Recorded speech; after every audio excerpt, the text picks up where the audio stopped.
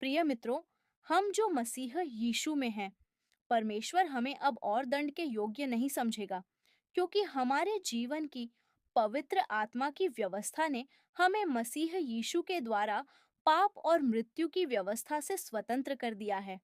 उसने अपने निष्पाप पुत्र को मनुष्य के स्वरूप में हमारे पापों को उठा लेने के लिए भेजा और अपनी मृत्यु के द्वारा पाप को दंडित किया और उसकी शक्ति को समाप्त कर दिया।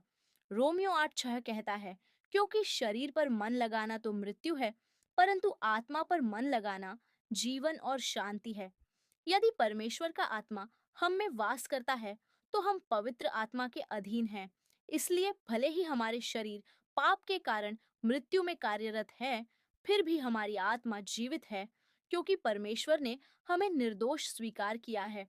यदि परमेश्वर का आत्मा, जिसने यीशु को मरे हुओं में से जिलाया, हम में वास करता है, तो वह अपनी आत्मा के द्वारा हमारे नश्वर शरीरों को भी जीवन देगा।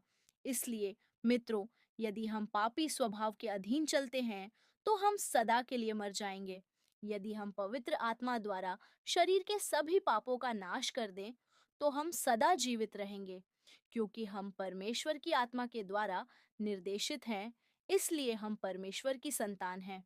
इसीलिए परमेश्वर हमारे पिता हैं। पवित्र आत्मा स्वयं हमारे हृदयों में गवाही देते हैं कि हम परमेश्वर की संतान हैं। इसलिए मित्रों, यदि हम मसीह के साथ दुख उठाते हैं, तो हम उसकी महिमा में भी भागीदार होंगे। इसलिए हमें पापी स्वभाव को त्याग देना चाहिए। आइए प्रार्थना करें। हे हमारे पिता, हमें अपनी पवित्र आत्मा से भर दीजिए और पापी स्वभाव को पश्चिम से पूर्व की ओर जितना दूर है उतना दूर कर दीजिए। पिता, आप हमारे जीवन दाता हैं, इसलिए हमारे पाप करने के बाद भी आपने हमारे पापों को क्षमा किया है और हमें निर्दोष स्वीकार किया है। धन्यवाद।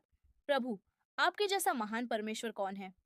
पिता, यदि हम मसीह के साथ एक होने के कारण कष्ट भी सहते हैं, तो भी हम आपको कभी नहीं छोड़ेंगे।